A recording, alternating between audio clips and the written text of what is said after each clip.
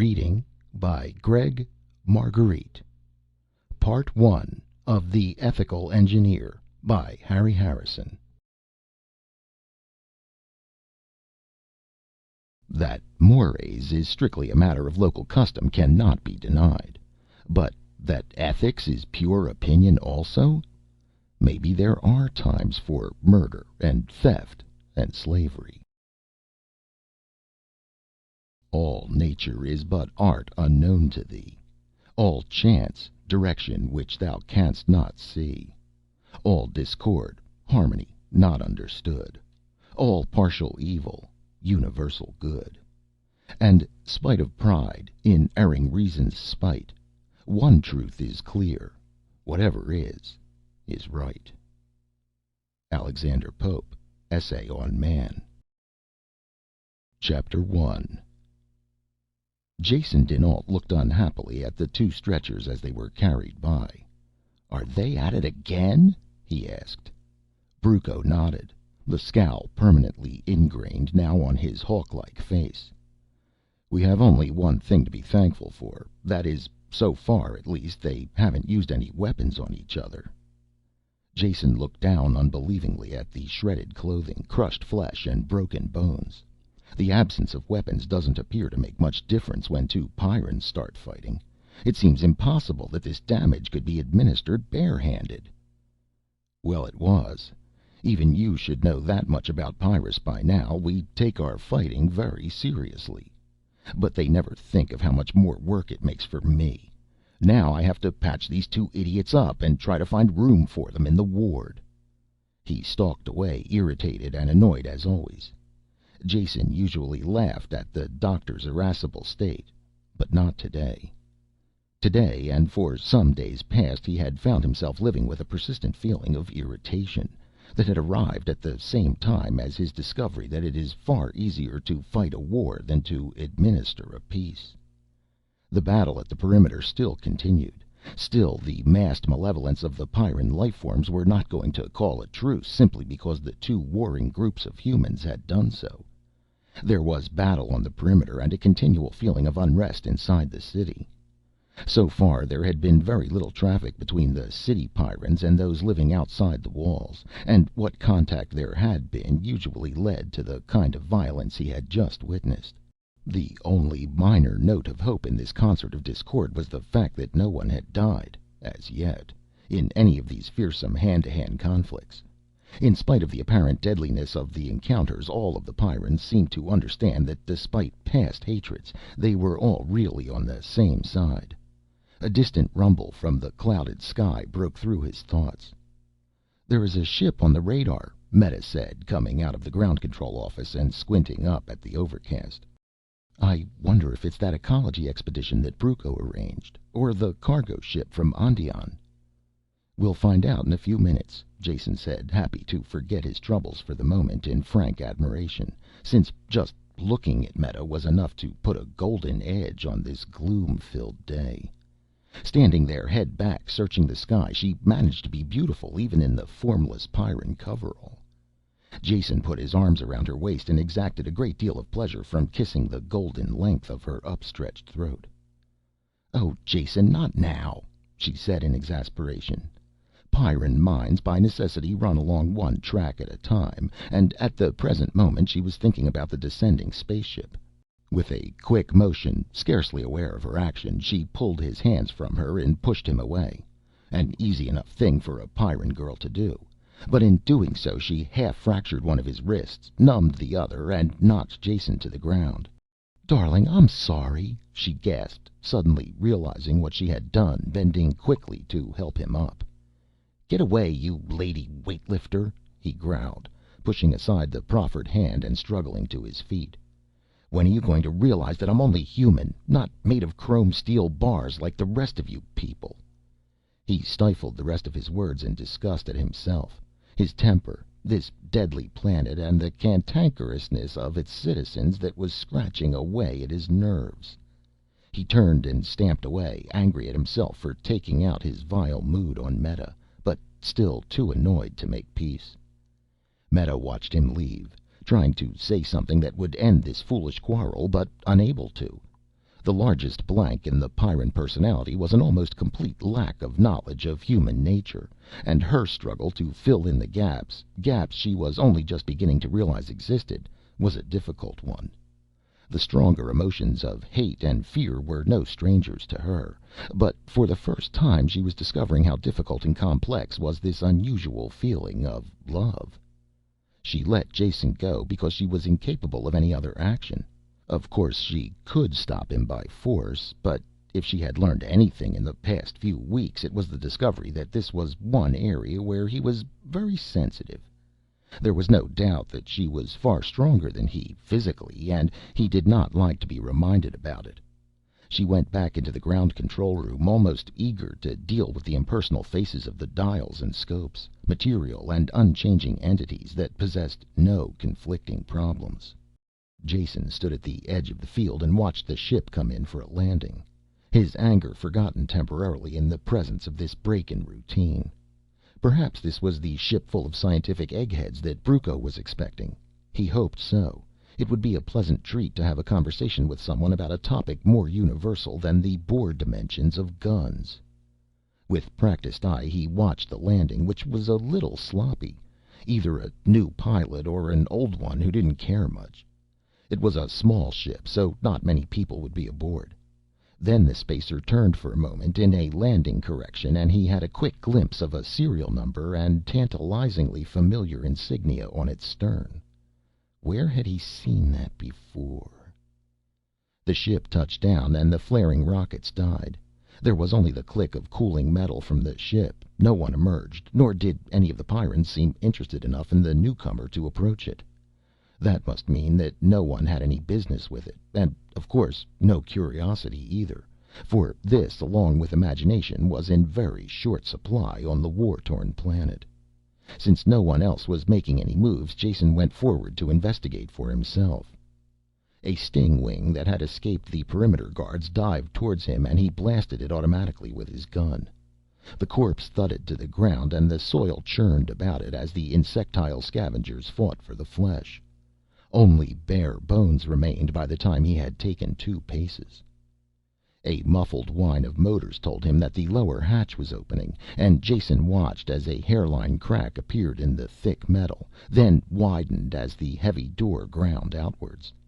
Through the opening he had a glimpse of a figure muffled in a heavy-duty spacesuit. That must be Meta's work. She would have contacted the ship by radio while it was on its way down and explained the standing orders that no off-worlders were to be allowed out of their ships unless wearing the heaviest armor.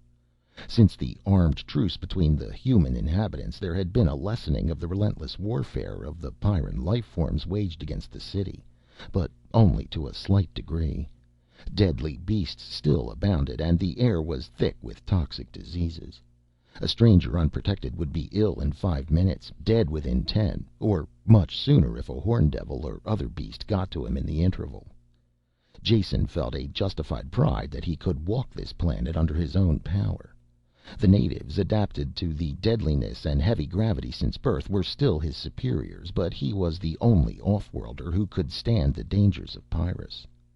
His gun whined out of his power holster into his waiting hand as he searched for some target to use his talents on. An armored piece of nastiness with a lot of legs was crawling into hiding under a rock, and he blasted it neatly with a single shot. The gun snapped back into the holster and he turned to the open door of the spacer, his morale greatly improved. "Welcome to Pyrrus," he told the ungainly figure that clumped out of the ship. There was a hefty maser projector clutched in the armored gloves, and whoever was inside the suit, the face was invisible behind the thick and tinted faceplate, seemed exceedingly nervous, turning to look in all directions. "Don't worry," Jason said, fighting to keep a tone of smug satisfaction out of his voice. "I'll take care of things for you. I don't know what kind of horror stories you may have heard about Pyrrus, but they're all true. That's a nice looking heat ray you have there, but I doubt if you could move fast enough to use it." The figure lowered the gun and fumbled for a switch on the front of the space armor. It clicked and a speaker diaphragm rustled. "I'm looking for a man called Jason dinAlt. Can you tell me if he is on this planet or if he has left?"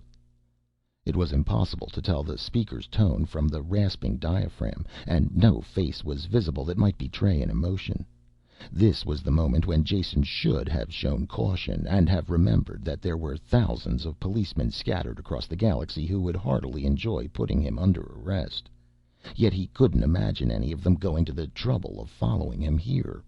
And certainly there could be very little danger from a spacesuited man with a rifle. Not to the man who had learned to take Pyrrus on its own terms and live. "I'm Jason dinAlt," he said. "What do you want me for?" "I've come a long way to find you," the speaker rasped.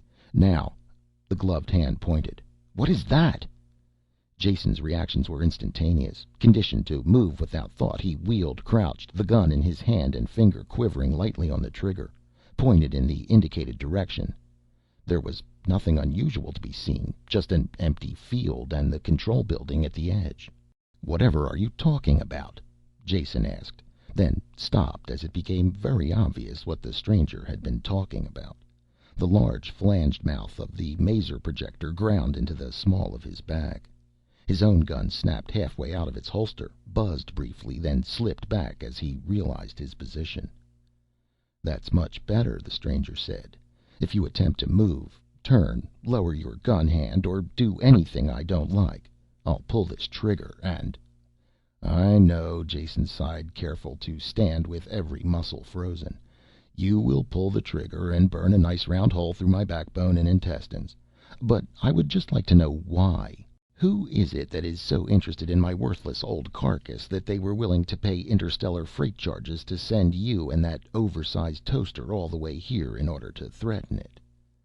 Jason was only talking to kill time, since he knew this situation would not stay static for long, not on Pyrrus.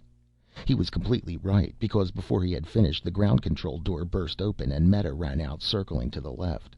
At the same moment, Kerk appeared from behind the building, his Pyrran reflexes absorbing the situation in an instant, and with no perceptible delay he ran in the opposite direction. Both Pyrrans had their guns ready and closed in with the merciless precision of trained predators. "Tell them to stop," the suit speaker grated at Jason. "I'll shoot you if they try anything." "Hold it," Jason shouted, and the running Pyrrans stopped instantly. "Don't come any closer, and whatever you do, don't shoot." He half turned his head and spoke in a quieter voice to the suited figure behind him. "Now you see where you stand. Lower the gun and get back into your ship. I guarantee you'll stay alive if you do that at once." "Don't try and bluff me, dinAlt." The master barrel pushed harder against his back. "You are my prisoner, and your friends can't save you. Start walking backwards now. I'll stay right behind you." "Look," Jason said calmly, not permitting himself to get angry. "Those are Pyrrans out there. Either of them could kill you so quickly that you couldn't possibly have time to pull the trigger. I'm saving your life, though I don't know why I'm bothering. So be a good boy and get back into your ship and go home, and we'll give you a T for trying." "Could I have him, please, Kerk?" Meta called out, the deadly assumption of her remark punctuating Jason's logic. "After all, Jason means more to me than you. Shall I kill him yet, Jason?"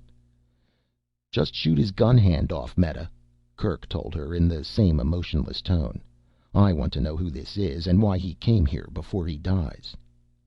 "Get back into your ship, you fool," Jason hissed. "You've only got seconds to live." "Start walking backwards," his captor said. "You are under arrest. I'll count to 3, then shoot. 1, 2. Jason shuffled a cautious step to the rear, and the Pyrran guns snapped up at the same instant, extended at arm's length. Jason was so close to the man in the spacesuit that the guns could have been pointed at him, the eyes sighting carefully over the dark muzzles. "Don't shoot," Jason shouted to his friends. "Don't worry," Kerk called back. "We won't hit you." "I know that. It's this idiot here that I'm worrying about. You just can't shoot him for trying to do his job. In fact, I'm surprised to find out that there is one honest cop left in any of the places I've been." "Don't talk so crazy," Meta said with maddening sweetness. "We'll kill him, Jason. We'll take care of you." Anger hit him. "You will not take care of me because I can take care of myself. Either of you kill him, and so help me, I'll kill you." Jason shuffled backwards faster now, until his legs hit the lower edge of the hatch. He clambered into it and burst out laughing at the dumbfounded expressions of his friends' faces. The laugh died as something pricked the back of his neck. The pressure of the gun was gone and he swung around, surprised to see the floor rushing up toward him. But before it struck him, blackness descended. Consciousness returned, accompanied by a thudding headache that made Jason wince when he moved, and when he opened his eyes the pain of the light made him screw them shut again. Whatever the drug was that had knocked him out, it was fast working, and seemed to be oxidized just as quickly. The headache faded away to a dull throb, and he could open his eyes without feeling that needles were being driven into them. He was seated in a standard space chair that had been equipped with wrist and ankle locks, now well secured. A man sat in the chair next to him, intent on the spaceship's controls. The ship was in flight and well into space. The stranger was working the computer, cutting a tape to control their flight in jump space. Jason took the opportunity to study the man. He seemed to be a little old for a policeman, though on second thought it was really hard to tell his age. His hair was gray and cropped as short as a skullcap, but the wrinkles on his leathery skin seemed to have been caused more by exposure than advanced years. Tall and firmly erect, he appeared underweight at first glance, until Jason realized this effect was caused by the total absence of any excess flesh. It was as though he had been cooked by the sun and leached by the rain until only bone, tendon, and muscle were left. When he turned his head, the muscles stood out like cables under the skin of his neck, and his hands at the controls were browned talons of some bird. A hard finger pressed the switch that actuated the jump control, and he turned away from the board to face Jason. "I see you are awake. It was a mild drug. I did not enjoy using it, but it was the safest way." When he talked, his jaw opened and shut with the seriousness of a bank vault. The deep-set and cold blue eyes stared fixedly from under dark brows. Jason stared back just as steadily and chuckled.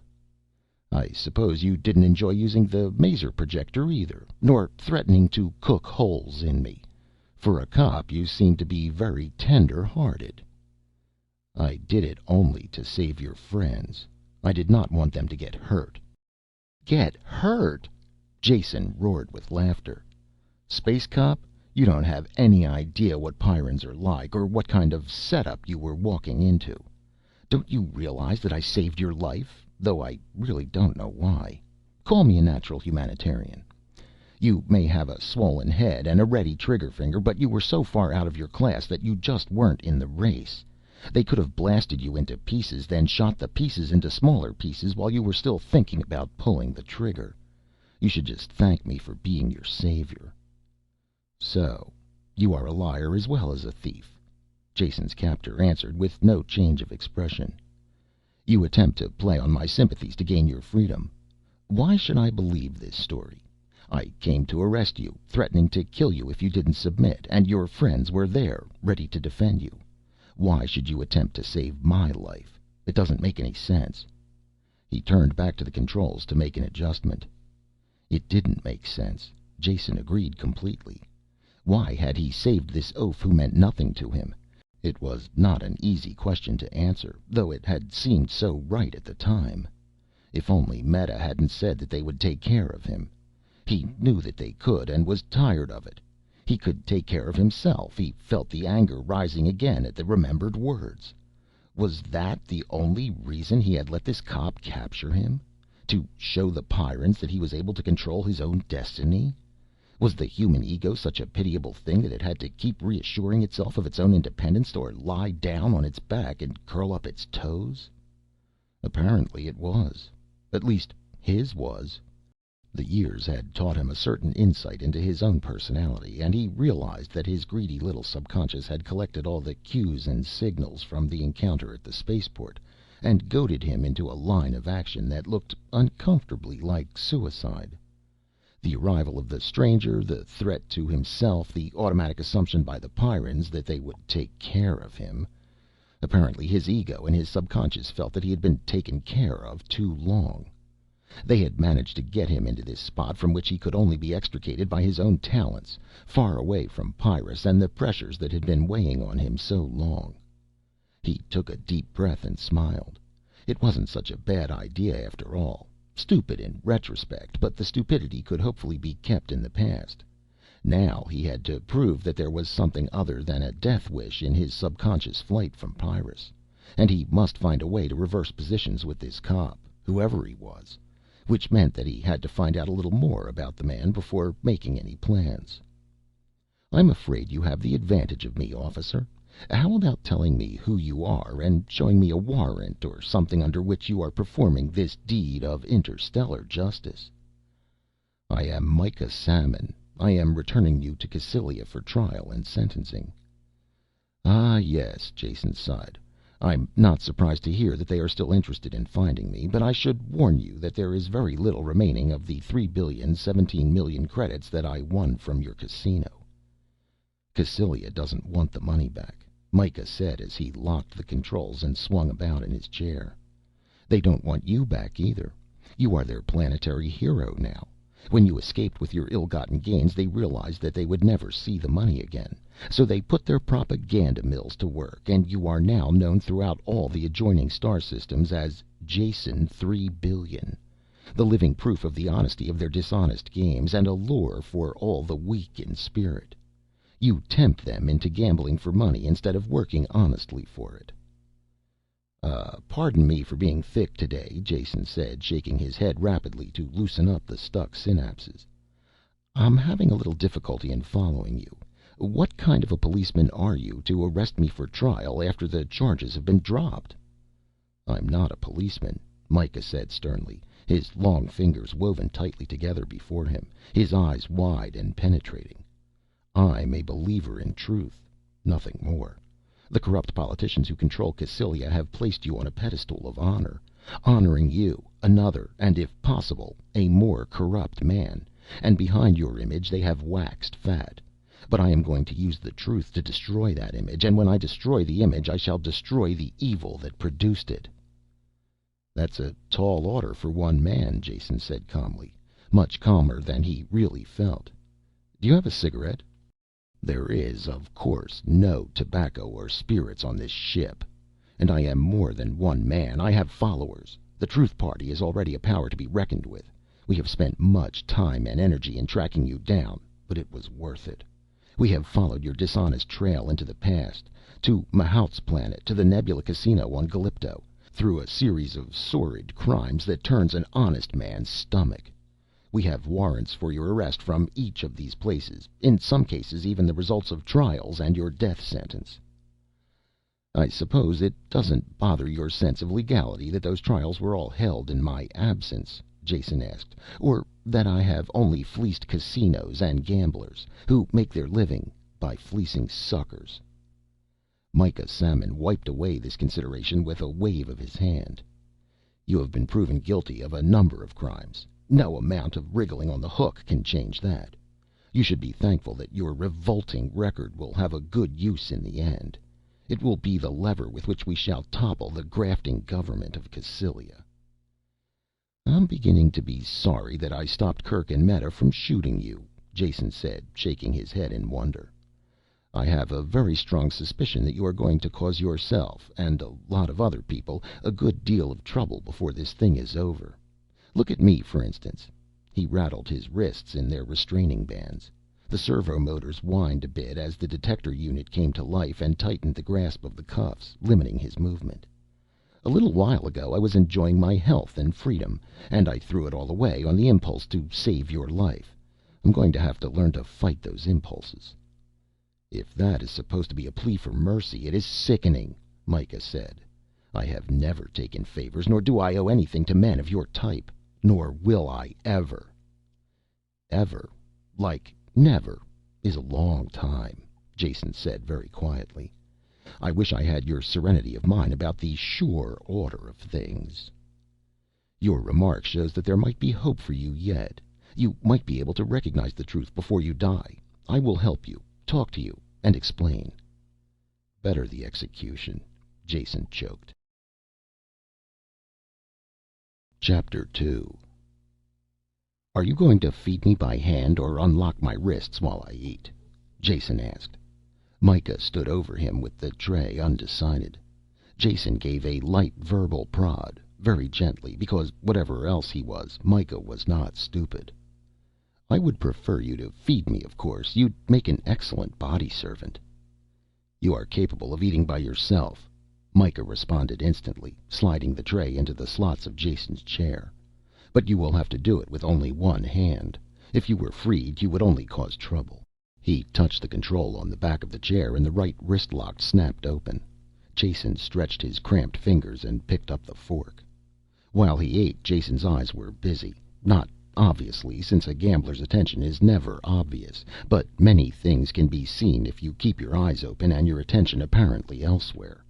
A sudden glimpse of someone's cards, the slight change of an expression that reveals a player's strength.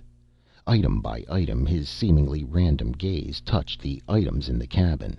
Control console, screens, computer chart screen, jump control chart case, bookshelf. Everything was observed, remembered, and considered.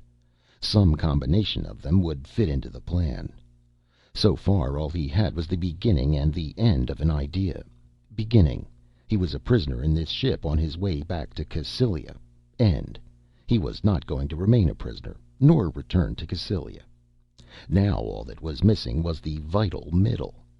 It looked impossible at the moment, but Jason never considered that it couldn't be done.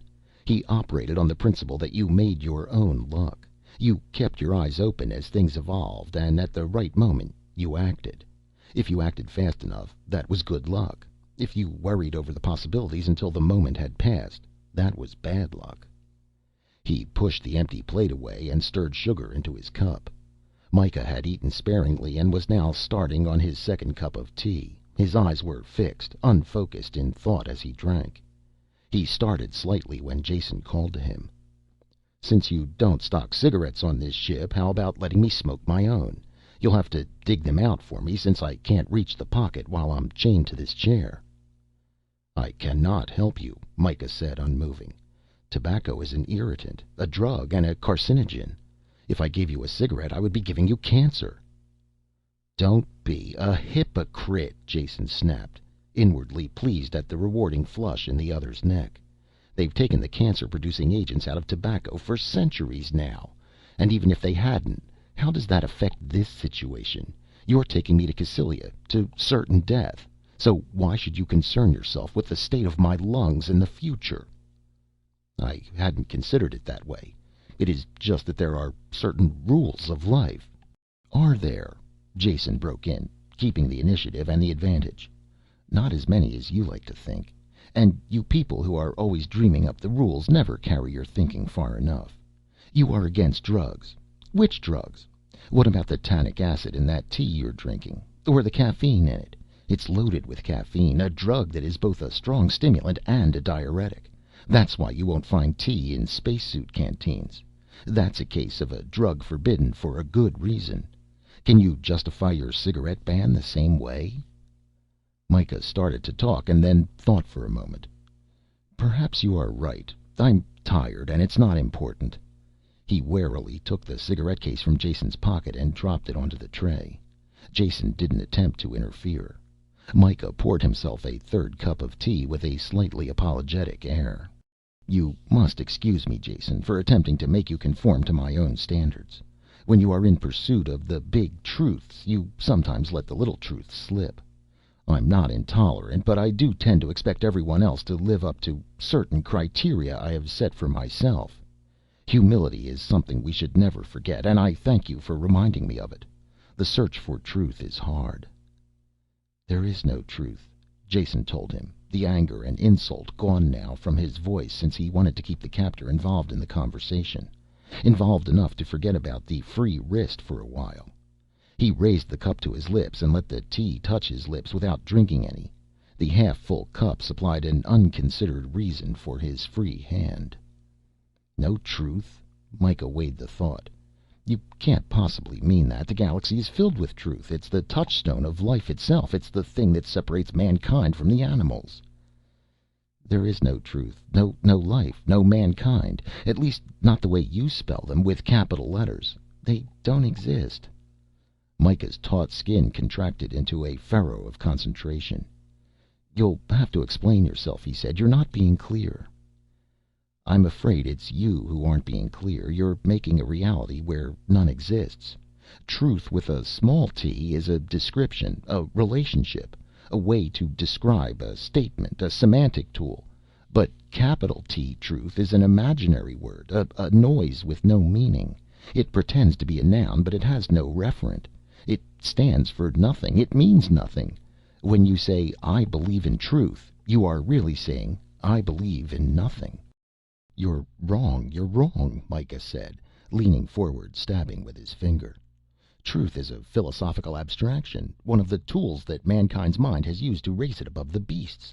The proof that we are not beasts ourselves, but a higher order of creation. Beasts can be true, but they cannot know truth. Beasts can see, but they cannot see beauty." "Ugh," Jason growled. "It's impossible to talk to you, much less enjoy any comprehensible exchange of ideas. We aren't even speaking the same language. Aside from who is right and who is wrong, for the moment we should go back to basics and at least agree on the meaning of the terms that we are using. To begin with, can you define the difference between ethics and ethos?" "Of course," Micah snapped, a glint of pleasure in his eyes at the thought of a good rousing round of hair splitting.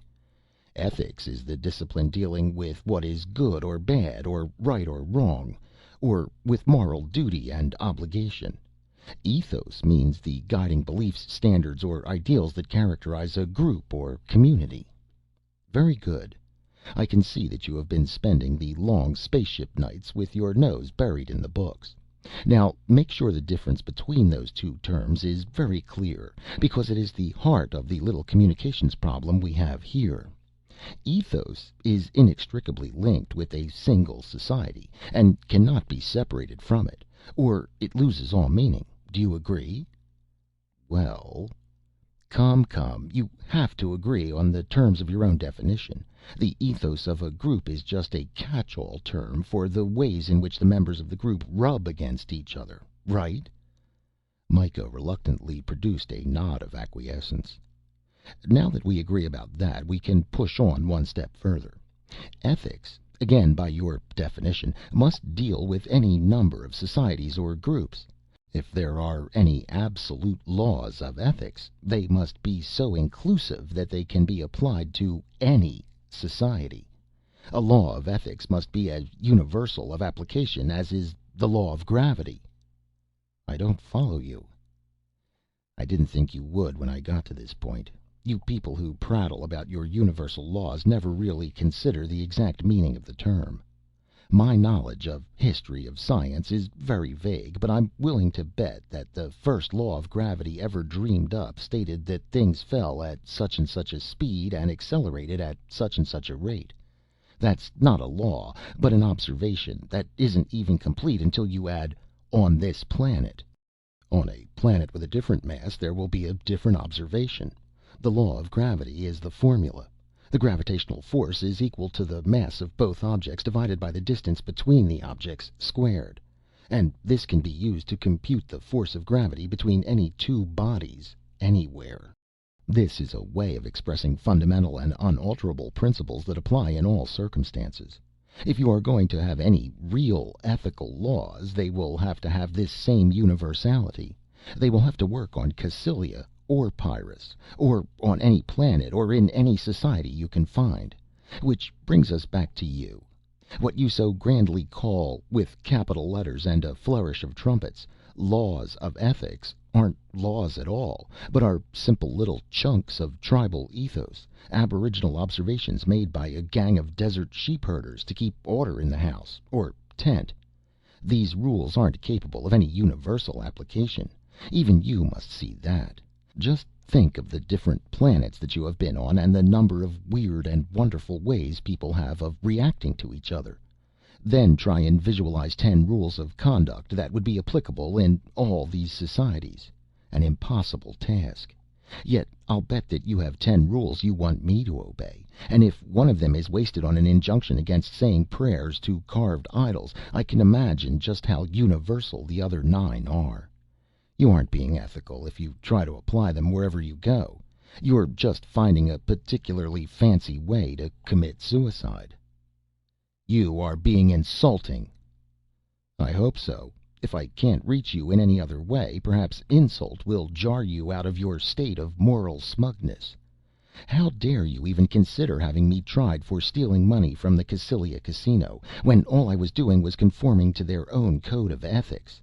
They run crooked gambling games, so the law under their local ethos must be that crooked gambling is the norm. So I cheated them, conforming to their norm. If they have also passed a law that says cheating at gambling is illegal, the law is unethical, not the cheating. If you are bringing me back to be tried by that law, you are unethical, and I am the helpless victim of an evil man." "Limb of Satan!" Mikah shouted, leaping to his feet and pacing back and forth before Jason, clasping and unclasping his hands with agitation. "You seek to confuse me with your semantics and so-called ethics that are simply opportunism and greed. There is a higher law that cannot be argued." "That is an impossible statement, and I can prove it." Jason pointed at the books on the wall. "I can prove it with your own books, some of that light reading on the shelf there. Not the Aquinas, too thick, but the little volume with Lull on the spine. Is that Ramon Lull's The Book of the Order of Chivalry?" Mikah's eyes widened. "You know the book? You're acquainted with Lull's writing?"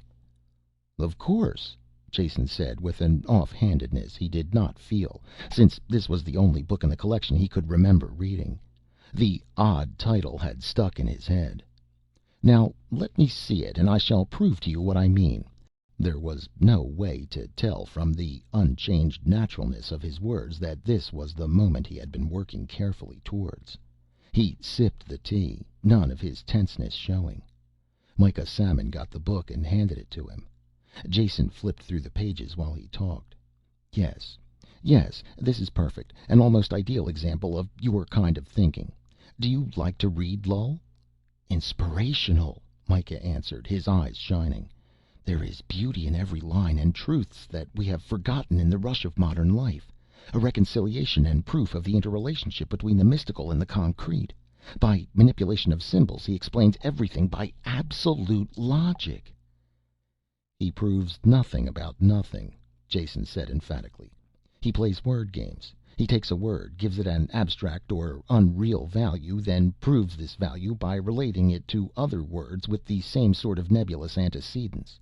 His facts aren't facts, just meaningless sounds. This is the key point, where your universe and mine differ.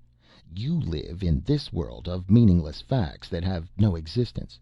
My world contains facts that can be weighed, tested, proven, related to other facts in a logical manner. My facts are unshakable and unarguable. They exist." "Show me one of your unshakable facts," Mikah said, his voice calmer now than Jason's. "Over there," Jason said. "The large green book over the console. It contains facts that even you will agree are true. I'll eat every page if you don't. Hand it to me." He sounded angry, making overly bold statements, and Mikah fell right into the trap. He handed the volume to Jason, using both hands since it was very thick, metal bound and heavy.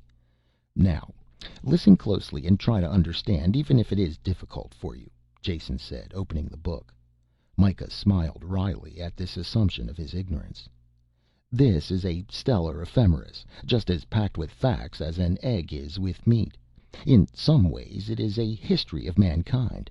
Now look at the jump screen there on the control console and you will see what I mean. Do you see the horizontal green line? Well, that's our course." "Since this is my ship and I'm flying it, I'm aware of that," Mikah said. "Get on with your proof." "Bear with me," Jason told him. I'll try to keep it simple. Now, the red dot on the green line is our ship's position.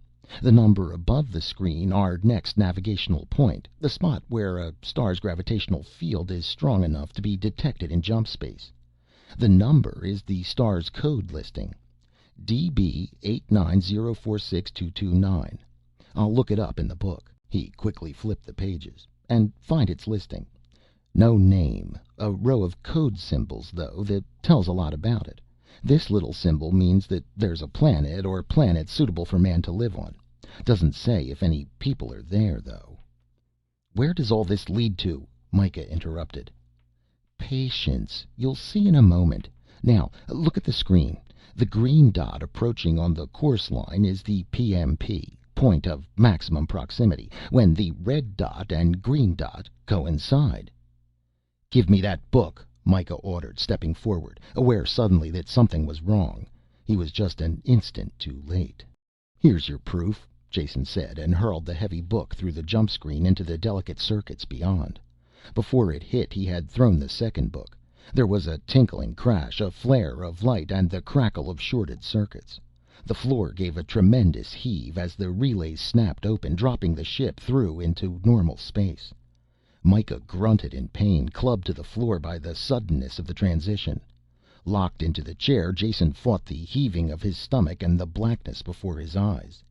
As Myka dragged himself to his feet, Jason took careful aim and sent the tray and dishes hurtling into the smoking ruin of the jump computer. "There's your fact," he said in cheerful triumph.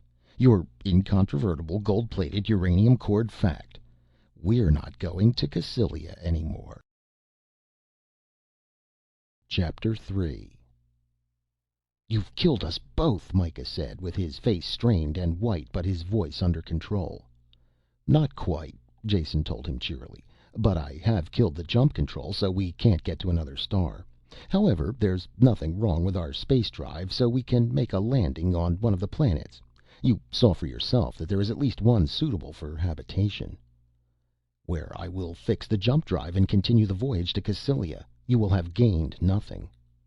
"Perhaps," Jason answered in his most non-committal voice, since he did not have the slightest intention of continuing the trip, no matter what Myka Salmon thought. His captor had reached the same conclusion. "Put your hand back on the chair arm," he ordered, and locked the cuff into place again. He stumbled as the drive started and the ship changed direction. "What was that?" he asked. "Emergency control. The ship's computer knows that something drastic is wrong, so it has taken over. You can override it with the manuals, but don't bother yet. The ship can do a better job than either of us with its senses and stored data. It will find the planet we're looking for, plot a course, and get us there with the most economy of time and fuel. When we get into the atmosphere, you can take over and look for a spot to set down." "I don't believe a word you say now," Myka said grimly. "I'm going to take control and get a call out on the emergency band. Someone will hear it." As he started forward, the ship lurched again and all the lights went out. In the darkness, flames could be seen flickering inside the controls. There was a hiss of foam and they vanished. With a weak flicker, the emergency lighting circuit came on. "Shouldn't have thrown that Ramon Lull book," Jason said. "The ship can't stomach it any more than I could." "You are irreverent and profane," Myka said through his clenched teeth as he went to the controls. "You attempt to kill us both. You have no respect for your own life or mine. You're a man who deserves the worst punishment the law allows." "I'm a gambler," Jason laughed. "Not at all as bad as you say. I take chances, but I only take them when the odds are right. You were carrying me back to certain death. The worst my wrecking the controls can do is administer the same end. So I took a chance. There is a bigger risk factor for you, of course, but I'm afraid I didn't take that into consideration. After all, the entire affair is your idea. You'll just have to take the consequences of your own actions and not scold me for them." "You're perfectly right," Myka said quietly. "I should have been more alert. Now, will you tell me what to do to save both our lives? None of the controls work." "None? Did you try the emergency override, the big red switch under the safety housing?" "I did. It's dead too." Jason slumped back into the seat. It was a moment before he could speak.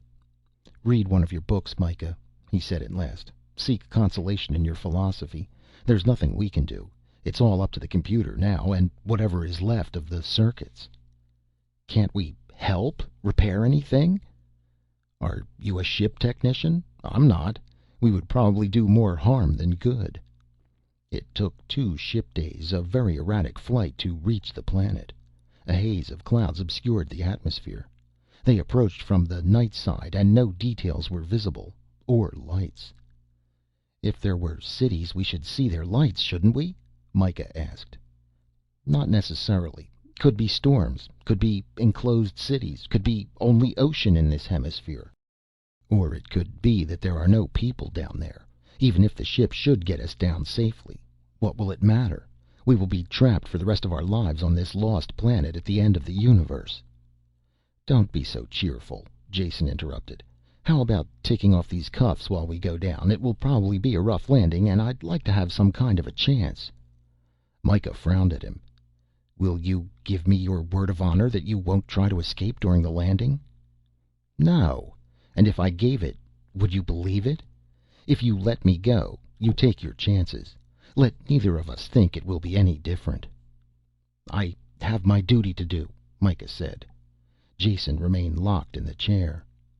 They were in the atmosphere. The gentle sighing against the hull quickly climbed the scale to a shrill scream. The drive cut out and they were in free fall. Air friction heated the outer hull white hot, and the interior temperature quickly rose in spite of the cooling unit. "What's happening?" Myka asked. "You seem to know more about this. Are we through? Going to crash?" "Maybe.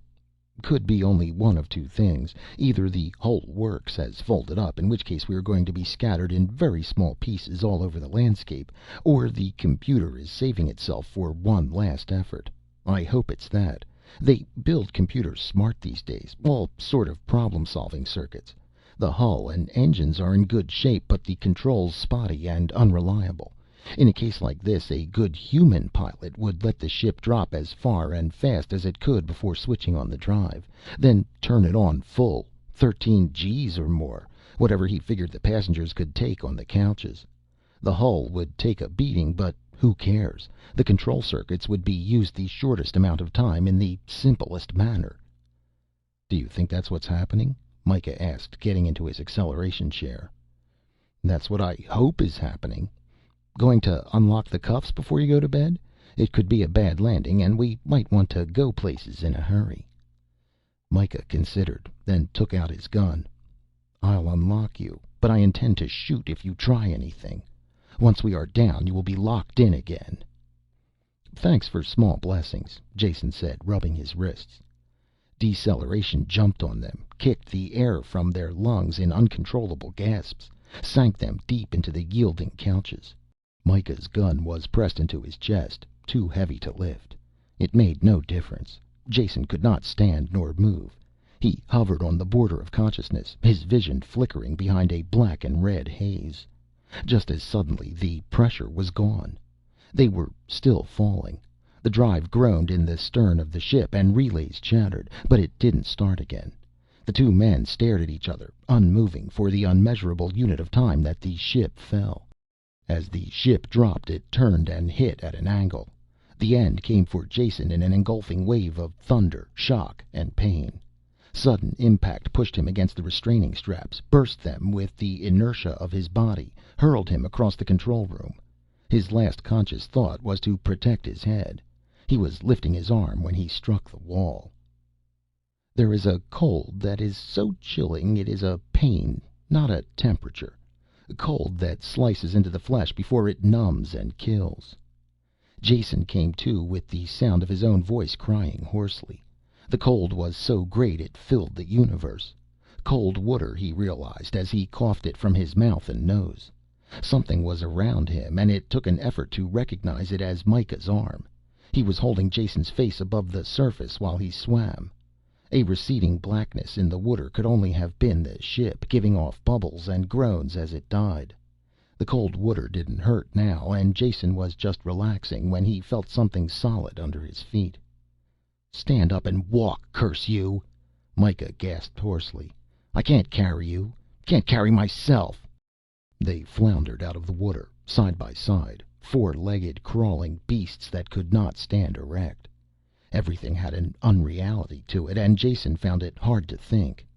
He should not stop, that he was sure of, but what else could he do?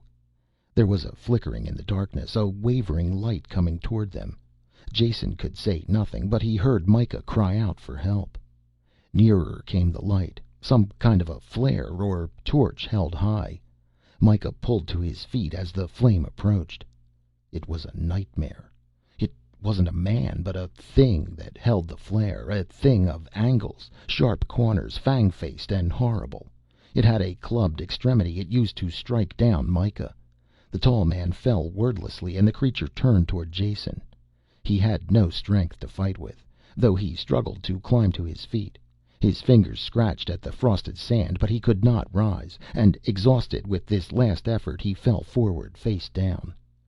Unconsciousness pulled at his brain, but he would not submit. The flickering torchlight came closer, and the scuffle of heavy feet in the sand. He could not have this horror behind him. With the last of his strength he levered himself over and lay on his back, staring up at the thing that stood over him, with the darkness of exhaustion filming his eyes. End of Part 1 of The Ethical Engineer by Harry Harrison.